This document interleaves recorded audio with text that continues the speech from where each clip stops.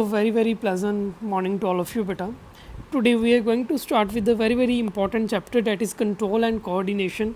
Beta, in every paper you will find very large amount of MCQs as well as theory questions from this particular chapter as far as biology is concerned. बेटा ये chapter इतना important है कि 11th class में भी आपको ये दोबारा से रिपीट होगा. सो प्लीज़ इस चैप्टर को बेटा अच्छे से करना.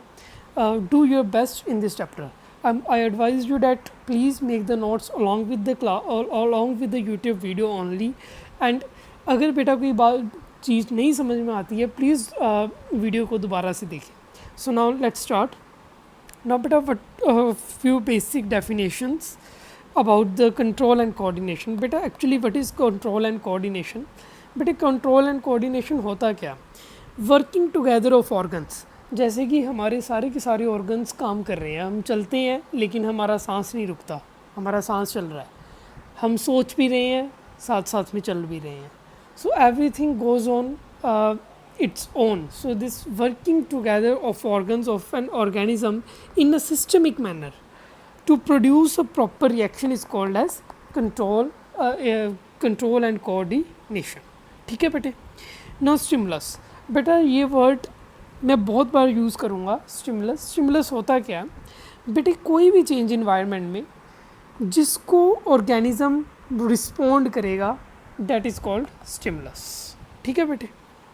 नाउ बेटे ह्यूमंस में या फिर एनिमल्स में दो तरह का कोऑर्डिनेशन सिस्टम होता है. One is nervous and one is chemical coordination system. So बेटे इस वीडियो में हम बात करेंगे मेनली नर्वस कोऑर्डिनेशन सिस्टम की. नाउ लेट्स स्टार्ट बेटे. सो नर्वस सिस्टम बेटे, ह्यूमन नर्वस सिस्टम जो है ना, ये इसमें बहुत सारे पॉइंट टू पॉइंट कनेक्शन है. बेटे ह्यूमन नर्वस सिस्टम जो है इसमें बहुत सारे पॉइंट टू पॉइंट कनेक्शंस हैं. क्यों? ताकि क्विक रिस्पॉन्स मिल सके बाय इम्पल्सिस. बेटे ये अभी आपको थोड़ा कम समझ में आ रहा होगा इम्पल्सिस क्या होती हैं, बट बेटे when we will go ahead with the chapter you will automatically understand all the concepts. Okay बेटा, just be with me for now. just suppose करो ये ब्रेन है एंड इस ब्रेन में बहुत सारे पॉइंट टू पॉइंट कनेक्शन बने हुए हैं कि अगर यहाँ पे कोई भी बात हो जाए तो जल्दी से इंफॉर्मेशन जो है वो चली जाए किसको? पूरी की पूरी बॉडी में. इसी तरह से पूरी की पूरी बॉडी में ऐसे पॉइंट कनेक्शंस बने होते हैं. Now what are these point connections? We will try to understand in subsequent videos. Okay बेटा. So now first of all a word about neuron. So बेटा ये definition बहुत important है न्यूरॉन की, आपको पेपर में कई बार पूछी जाती है. So बेटे न्यूरॉन क्या होता है? It is the structural and functional unit of nervous system. बेटे नर्वस सिस्टम का सबसे छोटा पार्ट, सबसे बेसिक पार्ट क्या है? न्यूरॉन है. उसकी स्ट्रक्चरल एंड उसकी फंक्शनल यूनिट भी यही है. बेटे structure. Now neurons are the largest cells of the body. So बेटे ये MCQ है आपका कि कौन से सेल्स जो है वो सबसे लार्जेस्ट होते हैं? न्यूरॉन्स होते हैं. बेटे न्यूरॉन्स के 3 पार्ट्स हैं. One is cell body, second is dendrites and third is axon. बेटे we will deal with them one by one. Now neuron. बेटा पहले पार्ट्स को पढ़ने के पहले हम इसका डायग्राम करेंगे बेटा, क्योंकि आपको ये डायग्राम 5 मार्क्स में या फिर 3 मार्क्स में क्वेश्चन पेपर में आता है, फाइनल्स में, बोर्ड्स में. सो प्लीज़ इस डायग्राम को मेरे साथ अच्छे से बनाना बेटा. So first of all what you need to do, you need to just make this U shape things. Okay बेटा, आपको ऐसे यू से बनाने हैं पहले. ठीक है बेटे, बना लिया ये यू सा. एंड इसके बाद इसको थोड़ा रूट से निकाल देनी है इसकी. ठीक है बेटे. ओके बेटे, इसमें आपको इस चीज़ को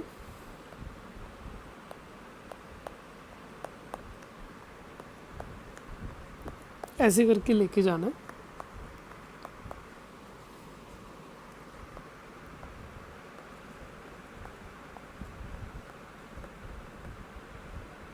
like this. Okay beta. Now beta, what you need to do, make a nucleus in the center. यहाँ पे बेटा थोड़े ग्रेन्यूल्स बना दो,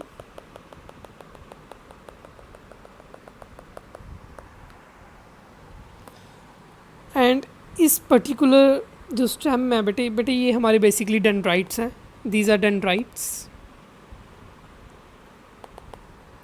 बेटे, this is nucleus, these are Niessel's granules, and this particular is cell body. जो भी बेटा बीच में बॉडी बनाई है ये सेल बॉडी है, ये वाली बेटे सेल बॉडी है, ये डेंड्राइट्स हैं सारी की सारी, एंड ये ग्रेन्यूल्स जो दिख रहे हैं ये नीसल्स ग्रेन्यूल्स हैं, ये जो न्यूक्लियस है, एंड जो बेटा इसके ऊपर अब बनाने लगे हैं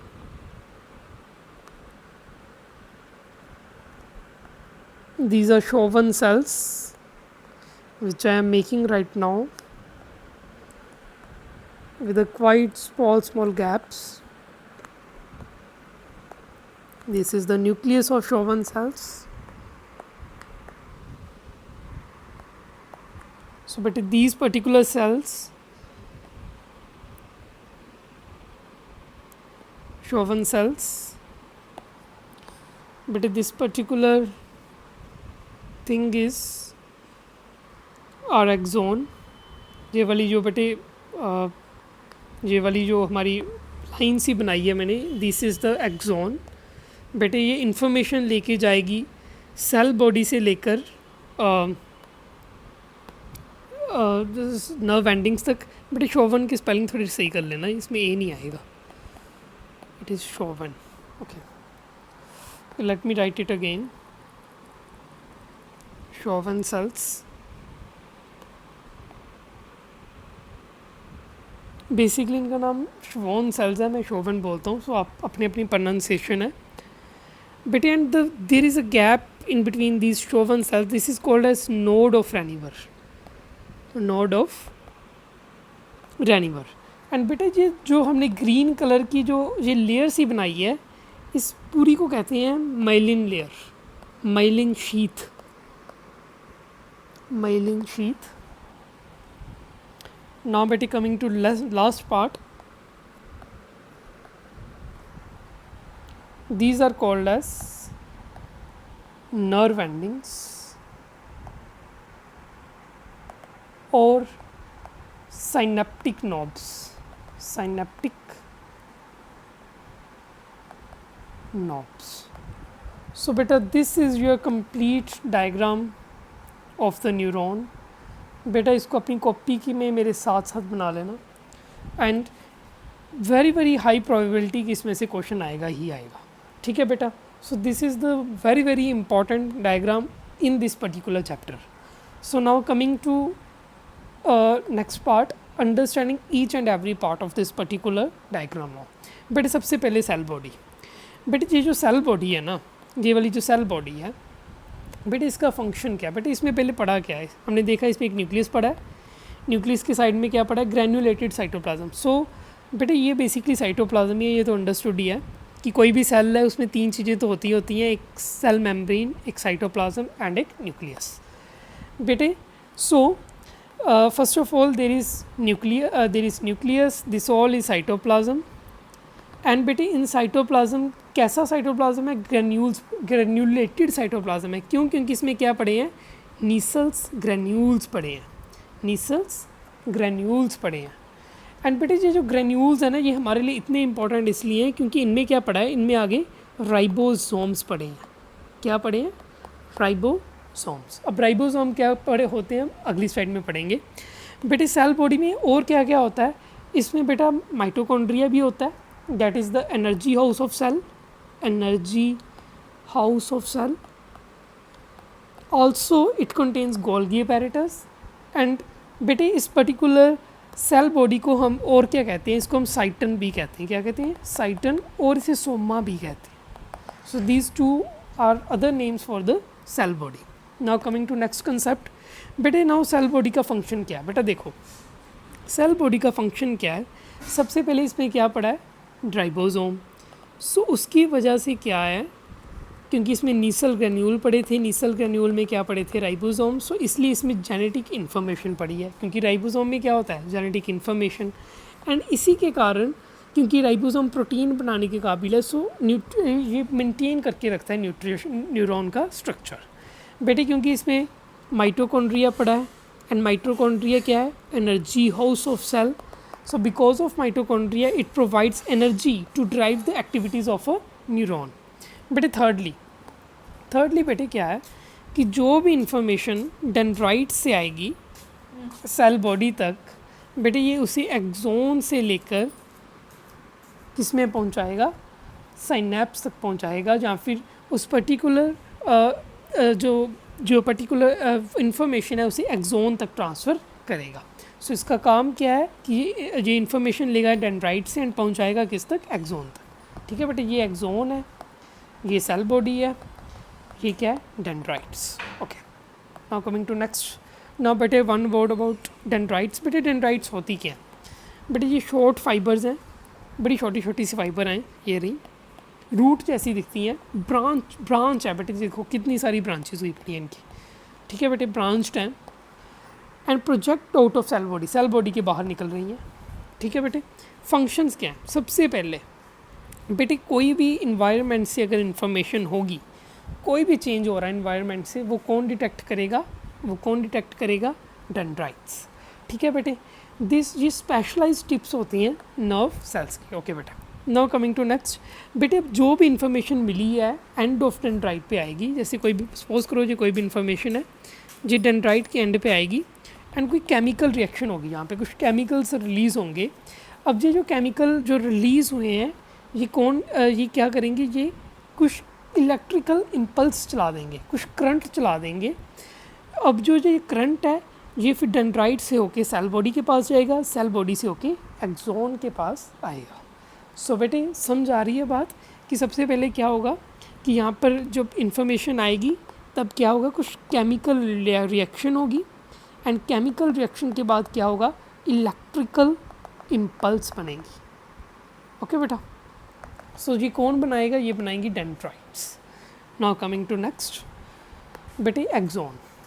सो बेटा जो हमने पहले बात की थी इम्पल्स की, पता चल गया इम्पल्स कैसे बनी है, क्योंकि यहाँ पे कुछ केमिकल्स रिलीज़ हो रहे हैं जो कि इलेक्ट्रिकल इम्पल्स बनाएंगे। Now coming to last part, that is axon. बेटे एक्सोन जो है ना वो एक बड़ी लंबी सी फाइबर है। ठीक है बेटे, एंड इसके एंड में ब्रांचिंग होती है। हमने देखा था ना कि इसके एंड में क्या होती है, सिनेप्टिक नोड्स होती हैं, ब्रांचिंग होती है एट इट एंड्स। एक्सोन बेटा कवर रहता है किससे, माइलिन शीथ से। और माइलिन शीथ कौन बना रहा है, शोवन सेल बना रहे हैं, ये रहे शोवन सेल्स, ये जो माइलिन शीथ बना रहे हैं। एंड और ये जो माइलिन शीथ है ये कहीं कहीं जगह पे डिसकंटिन्यूस को थोड़े गैप होते हैं, उन गैप को क्या बोलते हैं, नोड्स ऑफ रैनवियर। ओके बेटा नाउ फंक्शंस ऑफ एक्सोन। बेटा एक बात और जो मैंने बतानी थी आपको कि बेटा आखिरकार जी एक्सोन जो है इसको माइलिन शीथ दी क्यों हुई है। सो बेटा this is to prevent cross conduction of electric impulse between two neurons। ठीक है बेटे, it acts like an insulator। बेटे अब सपोज करो कि हमारे घर में वायर होती है, तो जो बिजली वाली तार होती है बेटा, अगर वो ऊपर से, क्योंकि इसमें भी करंट दौड़ रहा है, अब इस पर्टिकुलर एक्सोन में भी करंट दौड़ रहा है, इलेक्ट्रिक इम्पल्स दौड़ रही है। बेटे अगर ये जो दो इलेक्ट्रिक जो वायर्स हैं अगर ये आपस में टच कर जाएं तो बेटे वहाँ पे शॉर्ट सर्किट हो जाता है ना, शॉर्ट सर्किट हो जाता है बेटा। ठीक उसी तरह से, और जहाँ फिर उसकी आपस में कंडक्शन हो सकती है, ठीक उसी तरह से अगर ये जो दो, मान लो कि दो न्यूरॉन्स गुजर रहे हैं, सपोज करो this is one neuron, this is second neuron. बेटे अगर ये न्यूरॉन जो जब मूव कर रहे हैं, अगर ये जा रहे हैं, वायर्स पड़ी हुई हैं, इन दोनों में आपस में इनका क्रॉस कंडक्शन ना हो जाए, यानी कि इसकी इन्फॉर्मेशन इधर ना चली जाए, इसकी इधर ना चली जाए, या फिर इसका जो इलेक्ट्रिक करंट है इधर को पास ना हो जाए, इधर को पास ना हो जाए। बट इस सब चीज़ को रोकने के लिए हमने क्या बनाया है, भगवान ने हमें क्या दिया है, माइलिन शीट दी है। Okay, now coming to next about its function. बेटे अब क्या है कि जब एक्सोन का एंड होता है, जब एक्सोन का एंड होता है तो क्या होता है कि जब यहाँ से इंफॉर्मेशन आ रही है डेंड्राइट से होके यहाँ से यहाँ तक, इलेक्ट्रिकल इम्पल्स में जो इंफॉर्मेशन आ रही थी बेटे, यहाँ पे आके यानी कि एंडिंग पे आके ये जो इलेक्ट्रिकल इम्पल्स है ये केमिकल रिलीज़ कर देती है। क्या करती है, केमिकल्स रिलीज़ कर देती है। Release of some chemicals takes place and बेटे इन केमिकल्स एक स्पेशल नेम है न्यूरोट्रांसमीटर, क्योंकि ये नर्वस सिस्टम में रिलीज़ हो रहे हैं तो इनका नाम क्या है, न्यूरोट्रांसमीटर। बेटे अब ये जो एक्सोन है ये इलेक्ट्रिकल इम्पल्स लेके जाएगा सेल बॉडी से लेकर साइनैप्स तक। सो ये यहाँ से लेकर यहाँ तक क्या लेके जाएगा, इलेक्ट्रिकल इम्पल्स। ओके बेटा, so this is all about our neuron. बेटे नेक्स्ट टाइम हम साइनैप्स की बात करेंगे कि साइनैप्स होता क्या है। ओके, थैंक यू बेटा।